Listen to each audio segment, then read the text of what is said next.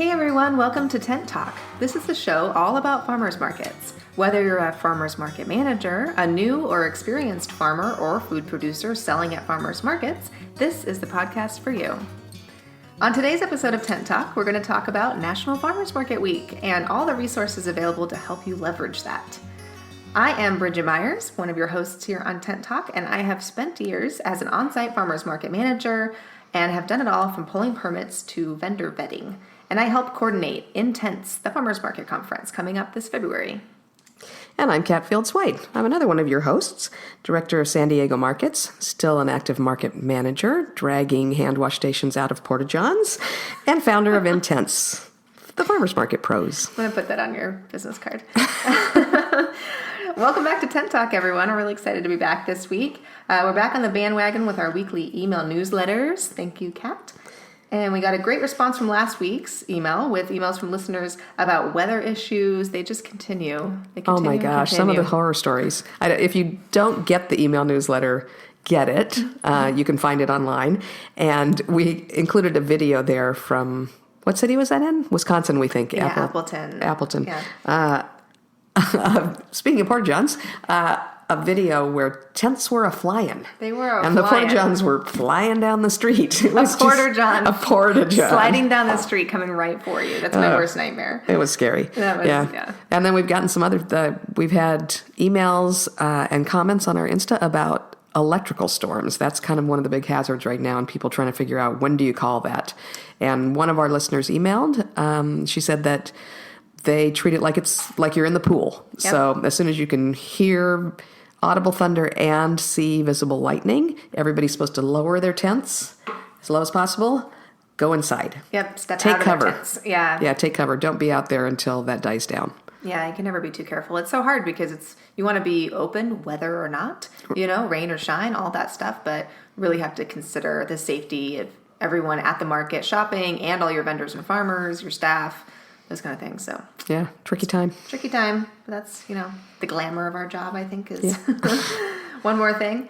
And then we also are getting lots of feedback on our new name. So yes, we're really excited. We're really, we love those emails or Instagram comments or messages, or, if we're running into you at the market saying, oh, we love that new name. Because, it's hard to change your business name and you never know if it's going to be well received or liked. So I know, it was scary. So scary. It was scary, especially since, we're almost 4 years in. Our fourth conference is coming up. So we talked about it last year and said, I don't know, Intents is getting really well known. We don't want to change it now. And then, change it a year later after it's even more known. But it just seemed like the right time. And reception to it has been really good so far. Even people who do know who we are like, oh, now I remember who you are. Yeah. You're Farmers Market Pros. I knew that, but Intents always confused me a little bit. So a little more direct. It's good. Yeah. So if you're not on our email newsletter list, or if you didn't hear last week's podcast, it is now the Farmers Market Pros. That's where you want to find us on Instagram. And when we see you in San Diego in February, it will be at Intents, the Farmers Market Conference. And how could we be any more clear than that? Right? It just could not be more obvious. Although some people might buy tickets thinking that they're coming to one big farmer's market. But they can stay and hang out. That's and they true. can eat from our vendors that are there Our serving food lunch. vendors are there in their tents all day. So I guess we'll count on that. If we have too big a crowd, we'll call some farmers. We'll get some more tents up. Make it a party. Farmers market managers can flex. That's right. So National Farmers Market Week is coming up. Yes. Starts this Sunday. So exciting. Very exciting. And runs through Saturday, August 10th. The only place the dates are a little bit different is in the state of Washington, where they observe not only National Farmers Market Week, but they have their own. Aren't they special? Oh, they're so special. they're overachievers. So their governor calls a Washington Farmers Market Week, and it sort of overlaps with National Farmers Market Week. So, they're serious up there about their farmers markets. Our governor is slacking. That's all I got to say. Slacking. Come on, Gavin. Gavin, don't be slacking. That sort of rhymes, right? Yeah. Yeah. So we know every week is Farmers Market Week. Yes. But this gives you a hook to kind of hang your press releases on, get information out to the public, get your local press to cover you, maybe get on a radio show, get a little local newspaper action. This is a really good time to get public figures to come out to your market. It's a good excuse to say, hey, it's National Farmers Market Week. Don't you want to come out and talk to the people, talk to your constituents at the farmers market? We're going to invite Senator Kamala Harris. Oh. She's one of our senators, right? Yeah. Oh, I mean, and she's got nothing else going on. Nope, she's not busy. Yeah. Remember when she came to our farmers market years ago? She came to the North Park Market and was shopping. It was awesome. It was lovely. It was so many selfies. I know, so many selfies. Everyone there. I think it's just anybody, all those important people. But it's nice because it gets extra people to come out. They can really talk about their community, and then while they're there talking about their community and thinking about community-minded things, they go, "Oh, I'm at a farmers market. This is my community. Exactly. I should come here every week, not just on this special week." So, what's more community-focused than a farmers market? Exactly. We all know that. We're preaching to the choir, I think. Yeah, we are. But still, remember that this is your opportunity to get the word out to everybody else. And to do that, Farmers Market Coalition has an incredible group of resources that you can use. You can go right on their website, farmersmarketcoalition.org. They have a whole thing that you can download. It's got press release templates and market metric graphics that show all the good things that happen to communities when you shop at farmers markets. There's some other metrics and graphics that show how much more money stays in a farmer's pocket when you shop at a farmer's market versus getting it from the grocery store. Even if it starts from the farmer and then travels to a distributor and to a grocery store, by the time you get to the end of that line, the farmers have maybe 15 cents in their pocket for every dollar that you spend, whereas if you come to a farmer's market, they keep the whole thing. You guys know that, you're farmers market people that are listening. But just in case there's any shoppers out there that have snuck in, or maybe new farmers market staffers that don't realize just what they're doing, just how much they're accomplishing in terms of changing the world when they're working at farmers markets. I think that education piece is so important and really resonates with people when they learn that. Like when you tell your shoppers that, or even you tell your other vendors that are at the farmers market, that kind of distinction, like this is why we provide these markets, is so that the farmers can keep more money and they can keep growing, then we can keep having farmers markets. It's this big circle of life thing. It's just an important piece that the general public doesn't know necessarily. They don't. They just don't think about it. I think they would take it really seriously if they did, but it's just not that obvious. Yeah. So Farmers Market Coalition is also the group that usually supplies I Heart My Farmers Market tattoos, but they're out. It's so sad. I've seen so many comments from market managers. Where do I get those tattoos? It's an emergency. You should have got on that. We should have gone on. If I'd realized earlier, I mean, maybe we would have printed tattoos. That's right. Farmers markets are so intense. Oh, there we go. Right? We could keep using that. Or our jobs are weird. But our I guess jobs we wouldn't are weird. Give those to our shoppers. We wouldn't give those to our shoppers. No, but for those of you out there in the farmers market world, we are making those tattoos. Our job is weird, and we all know it. Farmers Market Coalition does have the I Heart Farmers Market stickers. Okay. So you can order those from Farmers Market Coalition. I'm going to say if you want them for Farmers Market Week, you probably want to jump online today and order those so that you get them. Yeah, for sure. And Tater Tats is another. It's a temporary tattoo company that we love so much, and they have like produce tattoos, which are always fun. And I always try to wear mine when it's Farmers Market Week. And they're little and cute, the Tater Tats one, and also Tatley. Oh, Tatley, that's right. They do beautiful tattoos that are vegetables and things like that. One of those guys we're going to talk into doing some special tattoos for the conference this year. Oh, awesome. I love both of those guys. Yeah. I have a tattoo. I have like a whole pack. It's a carrot tattoo, and it's a gold foil type tattoo, so it's so sparkly, and every time I wear it, get lots of comments, so it's a nice thing to flash around at the farmer's market. That's right. You're dragging that out next week? That's right. Okay, that's good. Have a whole pack? It's going on. Yeah, we'll take some pics. Yeah, they have a pack. Mm-hmm. Good. One of our farmers actually was on a bunch of national websites last year, and I think is still on the Farmers Market Coalition website, Anthony Maciel. That's right. Because he had his bicep out there, plastered with an I Heart Farmers Market tattoo. That's right. And he just looks so farmy. That picture is great. He's wonderful. He is awesome.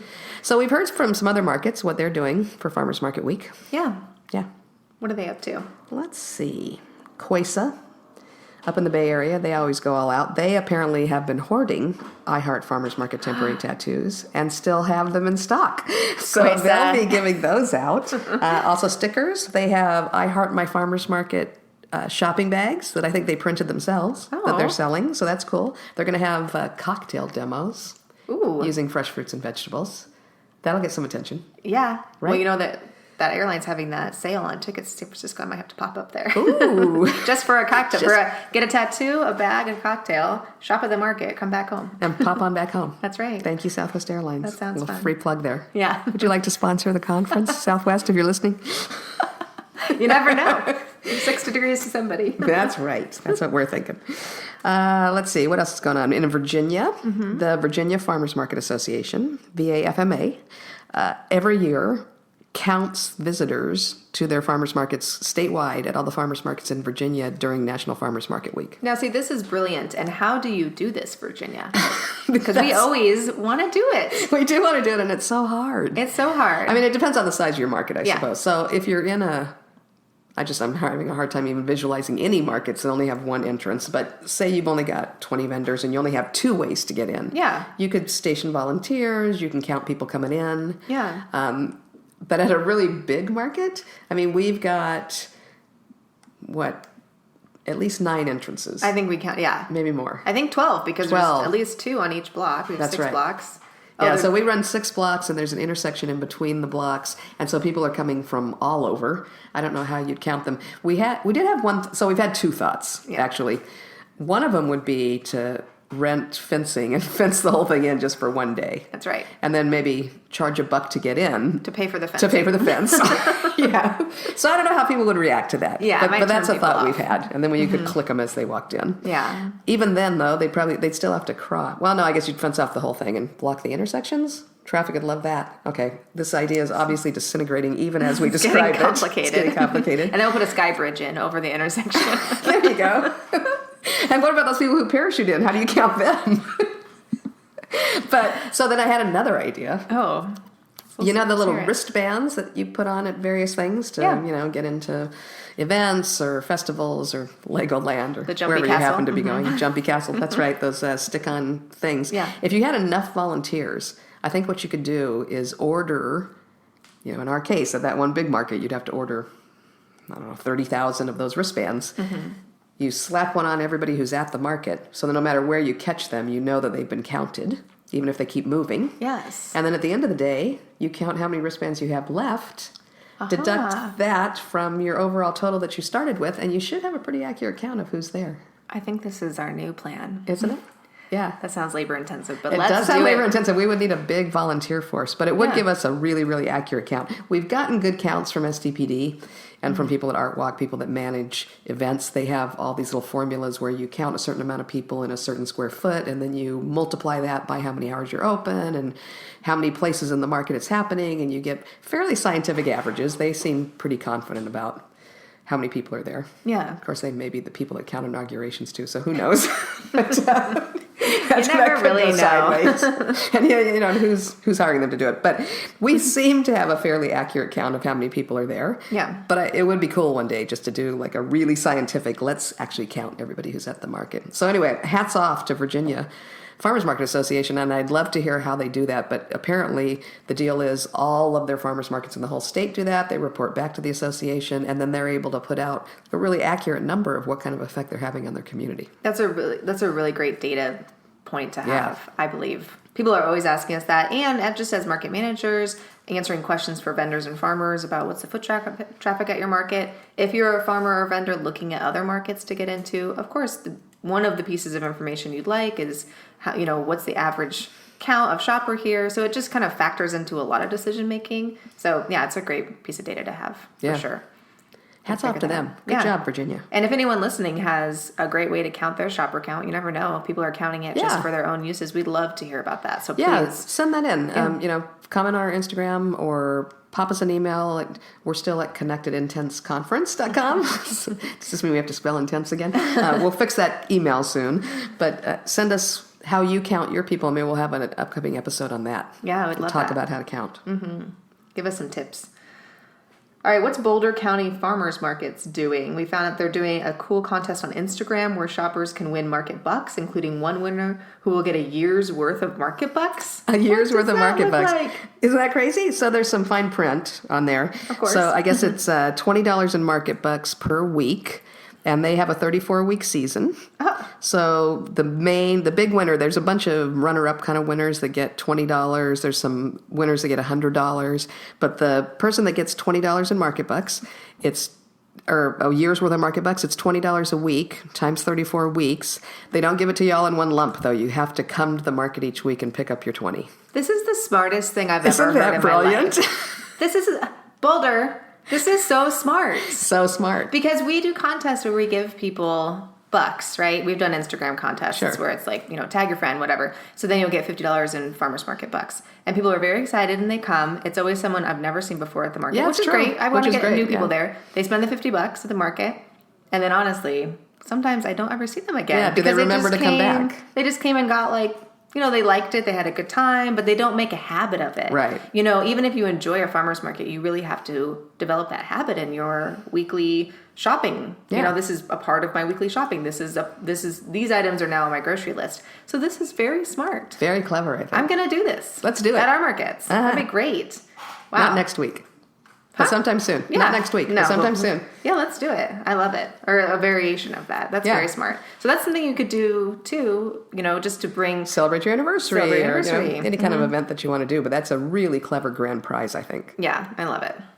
Awesome. I think that would pay off big time.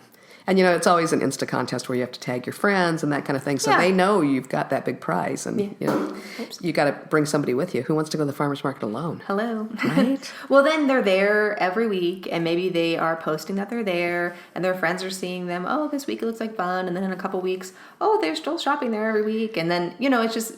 Then the habit is forming in other people that are seeing you shop. You're sharing recipes, or you're saying, hey, I got this great sauce at the market. No, you can't buy it in a grocery store. You have to go buy it at the farmer's market. So that's just a great word I think for of mouth. $20 a week, that is just brilliant marketing. It's a great investment in marketing. Absolutely. Put it in your budget plan. Go Boulder. Yeah, good job. Good thinking.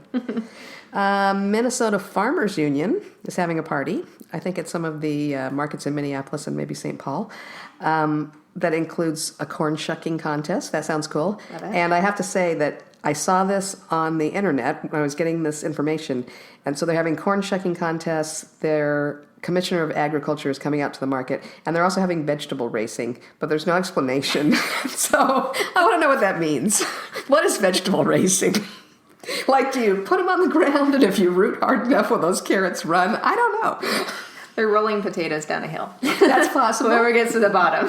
Carving roller skates out of giant zucchini. I don't know. The possibilities are endless. We need more information. Or we could just use our imagination. That's probably more interesting. That is probably more interesting. I think I'm going to check it out. I'm going to keep an eye on them this next week and find out exactly what vegetable on the next episode is. of Tent Talk, we will reveal. We'll report back.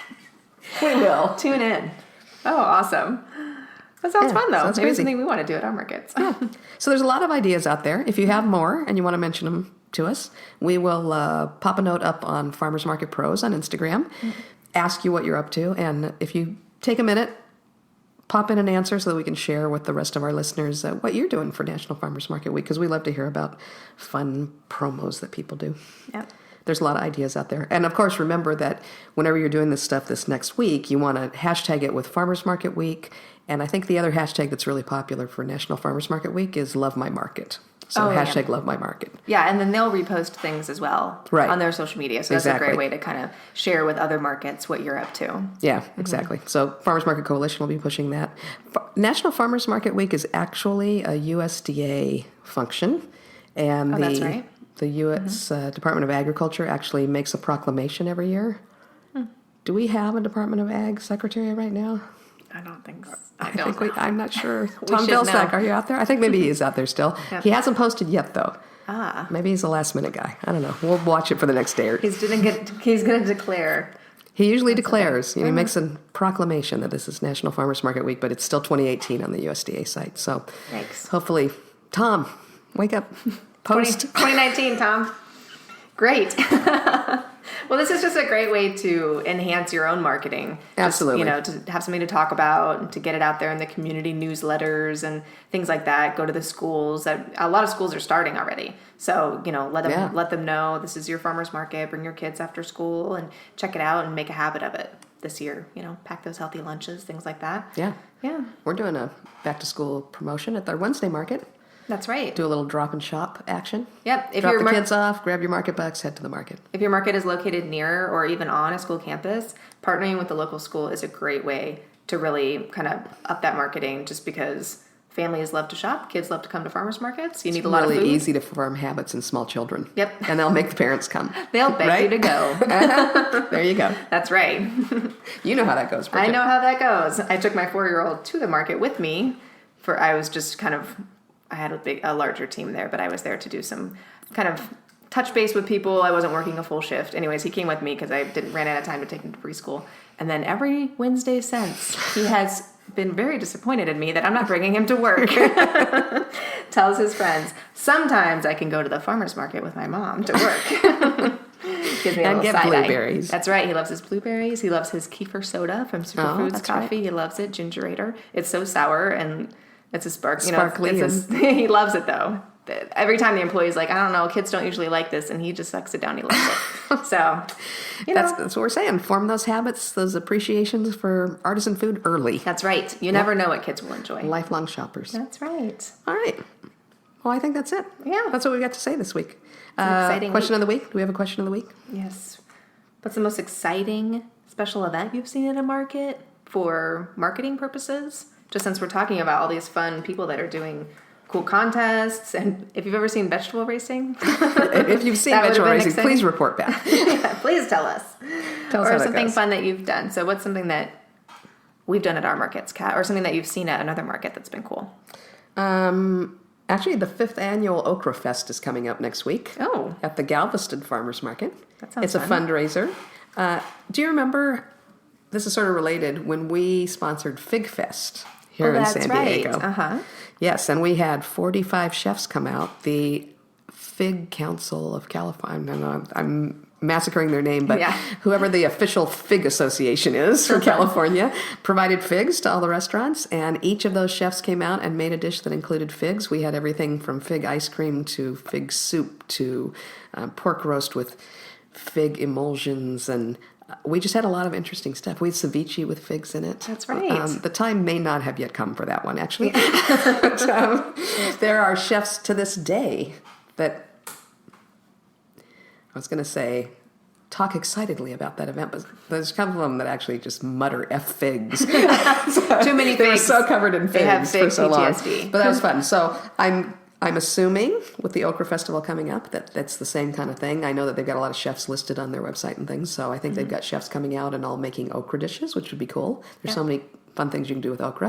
And then they're selling tickets, and it's a fundraiser for the market. Yeah. So that's nice. I love that. Yeah. That sounds great. I remember at our market, we had a chef event for our anniversary, I think it was, and it was the longest caprese salad. It was one of our first anniversaries. We had all Italian chefs in Little Italy way back then. Yeah. Now it's kind of more mixed up. But we had, I don't remember where we got all that marble, but we had squares and squares of marble. We laid out almost a 60-foot table. Yep. And we had people flinging sliced tomatoes and fresh mozzarella and basil one end to the other. We had all the chefs out there working together. We submitted to Guinness. Yeah. It was cool. The longest caprese salad. That's right. All those fresh tomatoes. It was great. Yeah, so that's like a fun, quirky thing you can do at your markets. Featuring fruits and vegetables. Exactly. Yeah, I love that. And just things that we've done over, like every holiday, you can kind of celebrate in a certain way at your market. I love Halloween at the markets where we encourage all the vendors and farmers to dress up because it's just always so funny. So funny, the costumes. It's I love awesome. it. Yeah, we usually have vendor awards and customer awards for the best costumes. A lot of little kids that come out in very clever costumes. Some families that do crazy, complicated group costumes featuring, and of course everybody gets extra points for anything that relates to farming or vegetables or fruits or animals. Or That's right. I drag out the balloons. Yep, Kat wears her grape suit, wears purple balloons all over her body and a little stem hat, and it is so funny. Yeah, that thing's tricky. Can't sit down. No. Well, you shouldn't be sitting down in your farmer's market booth anyways. Right. That's what we teach. Perfect. So there we are. Let's make people wear grape suits every week. Yes, that's right. So if you're doing something fun at your farmer's market, definitely tag the Farmers Market Coalition, and then also tag #Farmers Market Pros or tag us in your photo because we love to see cool, fun stuff that's happening at your market, and we'll share it with our followers so we can all share these ideas and learn cool new stuff to do at markets. Helps bring the community out. Yeah. Fun. Awesome. Well, that was fun. All right. Well, let's get to work because we got a lot of work to do this week on the Farmers Market, National Farmers Market Week. But thanks so much for listening to our episode today. Please leave us a review on iTunes, Stitcher, Google Play, wherever you're listening to your podcast, and let us know how you like the podcast, anything you'd like to see, hear. Be sure to subscribe to our podcast so you don't miss the next one. Subscribing really helps us kind of get bumped up in that old algorithm and also lets you know when there's a new episode. We've been trying to consistently release a new episode on Tuesdays, but, if we release one early or maybe a day late, we're busy. We've been pretty good, though. We've been pretty good, pretty consistent, but you know how it goes. You're busy farmers market people, but then you'll get an alert when there's a new episode so you know when to listen. So please help us out. And if you want more farmers market tips, tricks, and information, you can subscribe to our weekly newsletter at farmersmarketpros.com. And be sure you follow us on social media. Our Instagram handle is @farmersmarketpros. Watch for upcoming Intense the Farmers Market Pros events both live and online, and take advantage of super early bird tickets for the 2020 Intense the Farmers Market Conference happening right now. As we mentioned last week, super early bird tickets are on sale and for a short period of time, so make sure you get in there because it's a great deal. Regular price is $355 for the whole shebang, and super early bird tickets are now $195, so that's a pretty good deal. You save $160 by planning ahead, and we know you have to plan ahead because you're very busy, aren't we all? So get going on that and get your ticket right now in August. We are so excited to see everybody there. We can't wait for people who are coming back, who have attended in the past, and we're excited to meet a bunch of new people that have already told us they've been dying to go, and this year is the year, and they're going to be there in 2020. So thanks so much. This podcast is produced by the Farmers Market Pros, where passion meets profit. Today's episode was recorded by Adam Samaha and edited by Justine Marzoni Mead. Original music by David Mead.